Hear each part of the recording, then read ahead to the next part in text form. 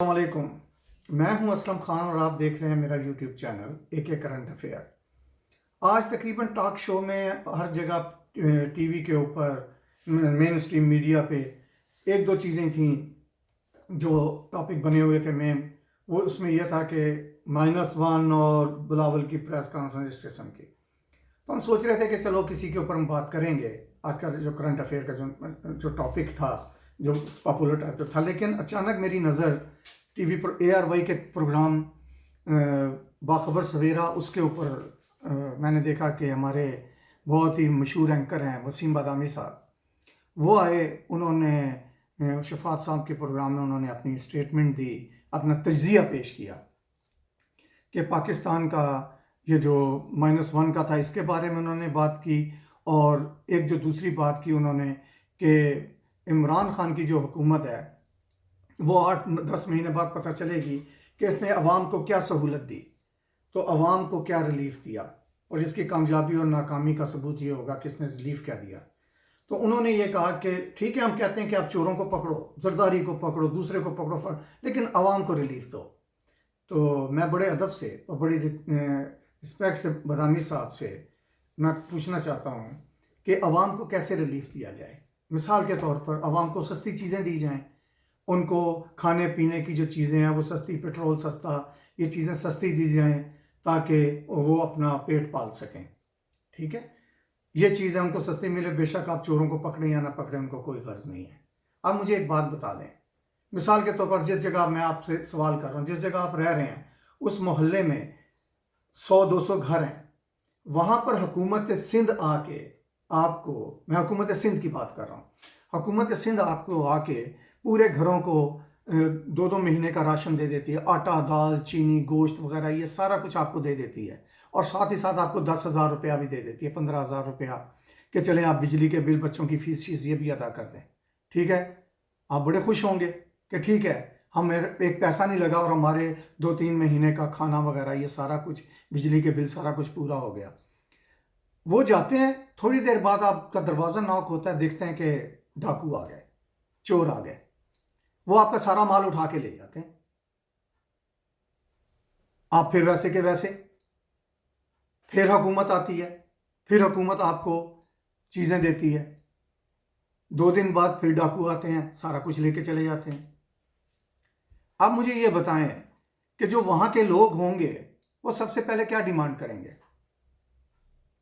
वो सबसे पहले डिमांड करेंगे कि हमें राशन दो, या सबसे पहले डिमांड करेंगे जो को हमारा लूट रहा है इसको रोको, हम बर्दाश्त करेंगे, इनको रोको। उसके बाद जब ये लोग जेलों के अंदर होंगे तो हमारा जो होगा, जो हमारे पास राशन होगा वो सेफ हो जाएगा। तो मैं ये आपको बता रहा हूँ कि जब दुनिया में कोई भी, वसीम बदामी साहब, दुनिया में कोई भी कौमों ने तरक्की नहीं की जिसमें के दुनिया के जो जो कौमें होती हैं उनके जो आम लोग होते हैं उनका और रियासत का इंटरेस्ट एक होता है। वो समझते हैं कि नेशनल इंटरेस्ट और हमारा इंटरेस्ट एक है। उसकी मैं आपको एक छोटी सी मिसाल देता हूँ। जहांगीर के दौर की बात, जब सेंट थॉमस राय ने उसके बेटे का इलाज किया और उन्होंने उसको कहा इसको सोने के तोल के इसको बराबर सोना दे दो, बहुत मोटा था, सोना ले सकता था। उसने एक बात की कि नहीं सर, अगर आप मेरी उससे खुश हैं, मेरी उससे अपना जो मैंने खिदमत की है, तो मेरे मुल्क को अपने मुल्क से ट्रेड की इजाज़त दे दें। तो उसने इजाज़त दे दी ट्रेड की, और वो बनी ईस्ट इंडिया कंपनी, और वो ही बनी इंडिया के ऊपर, हिंदुस्तान के ऊपर अंग्रेज़ों की हुकूमत बनाने की पहली कड़ी, पहली ईंट उसने रखी। उसने अपना इंटरेस्ट नहीं देखा, उसने नेशनल इंटरेस्ट देखा, क्या ये हम में है। वो 16वीं सेंचुरी में था। अब आता हूँ मैं दूसरी बात की तरफ। जब हर आदमी अपना इंटरेस्ट देखेगा, अपना देखेगा, हर टीवी एंकर जो है वो अपना प्रोग्राम देखेगा कि मेरा प्रोग्राम में रेटिंग कितनी आ रही है, इससे हुकूमत या हमारे जो इदारे हैं उनको कितना नुकसान हो रहा है, क्या हो रहा है, वो नहीं देखेगा वो। अब मैं आपसे एक छोटी सी मिसाल देता हूँ कि आप हमारा जो इदारे हैं, मिसाल के तौर पर नैब है, नैब एक आदमी को पकड़ती है, उसने 2 आदमियों को पकड़ा, मिसाल के तौर पर 2 आदमियों को पकड़ा, एक था राना सनाउल्लाह और एक था शाहिद खाकान अब्बासी।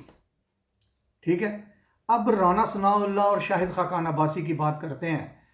वो पुलिस उनको पकड़ती है, अदालत नैब में जाते हैं, सारा कुछ करते हैं। जब वो वापस आते हैं जमानत लेके, रिहा नहीं हुए, जमानत पे रिहा हुए हैं, एलिगेशन बरकरार है, केस चल रहा है, मुलजिम मौजूद है, मुलजिम है, अभी मुजरिम नहीं है।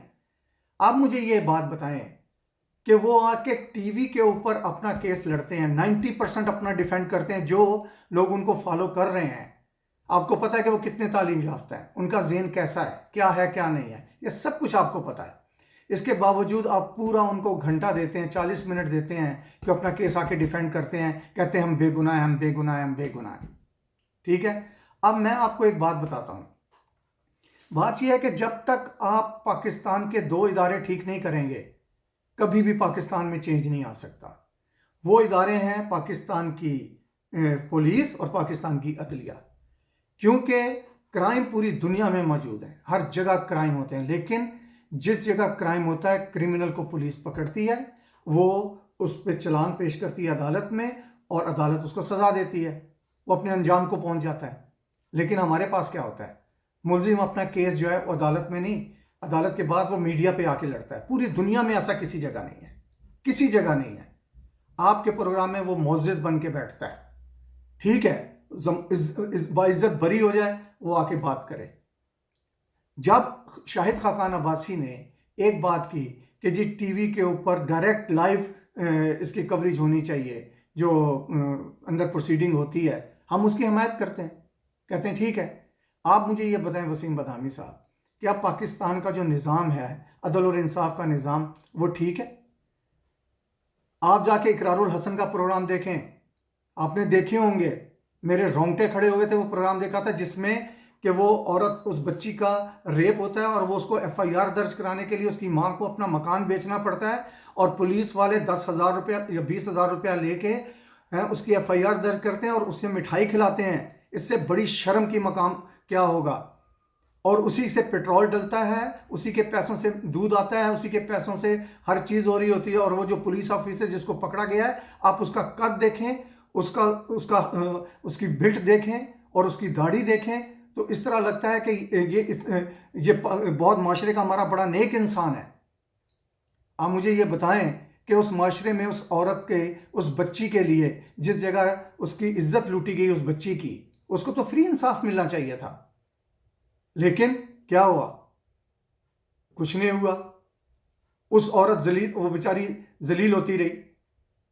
कसूर किसका? अगर हुकूमत रिफॉर्म लाना चाहती है, कुछ करना चाहती है, तो उसका हाथ बटाना चाहिए ना।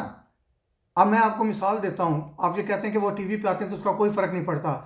बदामी साहब, क्योंकि मैं आपसे सिर्फ मुखातिब हूँ और आपके ज़रिए मैं दूसरे आपके जो मेन स्ट्रीम मीडिया है, बदामी साहब, आपको मैं दो मिसालें देता हूँ। पहली मिसाल देता हूँ 9/11 उसकी, इराक़ की। इराक़ में क्या हुआ? पूरे के पूरे मीडिया ने, इंटरनेशनल मीडिया ने केमिकल्स वेपन का शोशा उठाया सदाम हुसैन के ख़िलाफ़। पूरी की पूरी दुनिया का माइंड चेंज हो गया और 6 लाख लोगों को मारने के बाद सॉरी कुछ नहीं हुआ। दूसरा, 9/11 के बाद अफगानिस्तान की तरफ जब आते हैं, पूरे का पूरा प्रोपोगंडा हुआ। अफगान गवर्नमेंट जो उस टाइम तालिबान की गवर्नमेंट थी, जैसी थी जो थी, इससे कोई गर्ज नहीं है कि वो ख़राब थी या अच्छी थी, कुछ ख़राब कुछ अच्छी लोग कहते हैं। मैं बात कर रहा हूँ कि जो प्रोपोगंडा हुआ कि जी औरतों के ऊपर जुल्म हो रहा है, औरतों को बुर्का पहनाया जा रहा है, उनको तालीम नहीं दी जा रही, प्रोपोगंडा हुआ, माइंड चेंज हो गया लोगों का। लोगों ने, पूरी दुनिया ने कहा कि जी ठीक है, अटैक किया जाए उसके ऊपर। अब मुझे ये बताएं, आज 19 साल बाद अब वहाँ से सब कुछ ख़त्म हो गया। क्या वो औरतें बुर्का पहन के वो मॉडर्न बन गई हैं? क्या हो गया? अब भी उनके हालात वही हैं, सब कुछ वही है। लेकिन जो मीडिया है ये लोगों का ज़हन बनाता है। 5th जनरेशन वार है बदामी साहब। इसमें जो मीडिया है, 80% जंग आप मीडिया से जीतते हैं, प्रोपोगंडे से। लेकिन जब आपसे ये बात, अगर आपको ये बात समझ नहीं आ रही या आपको पता नहीं है, या तो आपको पता है और फिर जानबूझ के आप ये करते हैं, और अगर आपको पता नहीं है तो प्लीज़ पढ़ लें जर्नलिज्म में अब कि एक मुलजिम जो है वो अभी ज़मानत पे आया है, वो टीवी के ऊपर बैठ के अपना केस लड़ रहा है। नैब का चेयरमैन टीवी के ऊपर नहीं आता। और आपको हमारे सिस्टम का पता है कि इस सिस्टम में कितने लोग किस तरीके से वो डीप गए हुए हैं। अब मैं आपको एक और बात बताऊं, मैं तो हैरान हो गया कि जब मैंने ये देखा कि ये दोनों पार्टियां 8 साल तक तकरीबन चीखती रहीं कि जहांगीर तरीन और ये लोग चोर हैं, चोर हैं, चोर हैं, बिजली चोर, चीनी चोर है, फलाना है, ये सारा कुछ ये करते रहे। इमरान खान के साथ लेफ्ट एंड राइट खड़े हुए हैं, ATM है, फलाना है। इन्होंने उसके खिलाफ एक्शन नहीं लिया, बिल्कुल कोई एक्शन नहीं लिया। और ये प्राउड फील करते हैं। नफीसा शाह साहबा कहती हैं कि हमारे दौर में कोई भी विक्टिमाइजेशन नहीं हुई थी। भाई साहब, इसको आप सियासी इंतकाम नहीं कह सकते। इसका मतलब कि आपके दौर में चोरी नहीं थी।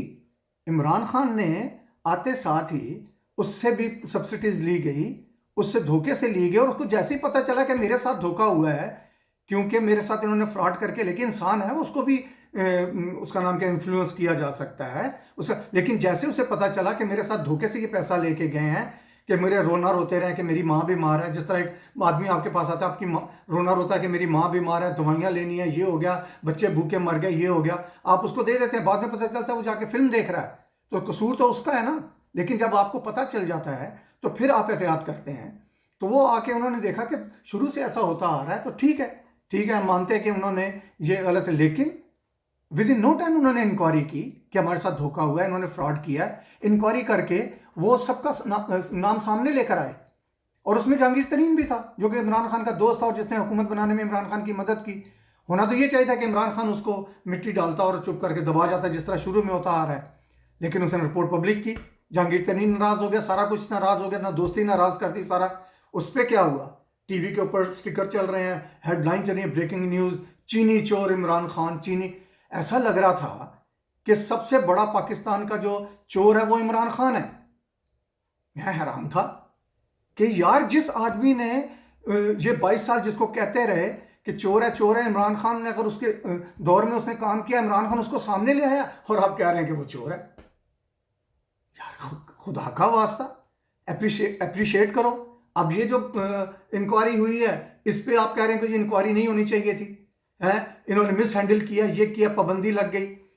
इसको अंदर खाते इंक्वायरी होनी चाहिए थी। मारगल्ला की इंक्वायरी हुई, हरिपुर की इंक्वायरी हुई, कितना साल हो गए उसको, इंक्वायरी हुई कहाँ है, दबी हुई है ना इंक्वायरी। क्या उसका रिजल्ट हुआ, क्या PIA ठीक हो गया, दूसरी एयरलाइंस ठीक हो गई, दबी हुई थी ना, इंक्वायरी नहीं हुई थी। इसको भी दबा जाते, क्या होता, सिस्टम वैसे ही चल रहा होता। लेकिन अब क्या होगा, अब यह होगा कि थोड़ी सी तकलीफ होगी, थोड़ी सी तकलीफ होगी, लेकिन ऑपरेशन करके आइंदा के लिए पूरी जिंदगी सुकून से गुजरेगी। बात वही है कि अगर यहां पर कट लगा है और उंगली में पस पड़ गई है, और अगर वो पस जो है उससे नहीं जाती, दवाइयों से नहीं जाती, तो उंगली काट दो, थोड़ी सी तकलीफ होगी, लेकिन पूरा हाथ बच जाएगा। आप लोग उंगली को बचाते बचाते बचाते बचाते हाथ गया, हाथ के बाद जिस्म, पूरे जिस्म में ये खत्म हो जाना है। PIA का पूरा भट्टा बैठ जाएगा। कम से कम उसने उंगली काटी है, 1 महीने 2 महीने बाद सारी इंक्वायरी होके 6 महीने की उन्होंने पाबंदी लगाई है। 1 महीना या 2 महीने में ये सारी इंक्वायरी करके उनको रिपोर्ट देंगे, फ्लाइट्स बहाल हो जाएंगी। लेकिन उसका क्या होगा, उसका ये होगा कि ऑपरेशन अंदर जो होंगे अब वो ठीक होंगे, और उसके बाद फिर कभी भी ऐसी बात नहीं होगी। तो सर, मैंने इतना अर्ज करनी थी कि सर, बात सिर्फ इतनी सी है कि जब तक हमारा ये जो डाकू चोर हैं, जब तक ये जेलों के पीछे नहीं जाएंगे, आप घरों में लोगों के राशन डाल दें, ये लूट के ले जाएंगे, फिर वो भूखे के भूखे रहेंगे। लाड़काना से लेके आप लाहौर के अंदरून तक देख लें, सब जगह जो गरीब हैं वो भूखा ही है, इस वजह से कि चोर लूट रहे हैं। खा वो चीनी चोर हैं, खा वो आटा चोर हैं, खा वो बिजली के चोर हैं, खा वो पेट्रोल के चोर हैं, जो जो चोर हैं वो लूट रहे हैं, उनकी हालत वैसी की वैसी है। तो बस आपसे यही अर्ज करनी थी कि हालात उस वक्त बेहतर होंगे जब इन चोरों को सबसे पहले पकड़ा जाएगा, वरना आप राशन डालते रहेंगे, ये लूटते रहेंगे। तो यही अर्ज करनी थी सर। तो उम्मीद है कि हमारी बात शायद हम आपको समझा सकूं, और शायद मैंने आपको समझा दी होगी। आगे आप जाने, आपका खुदा। अल्लाह हाफिज़।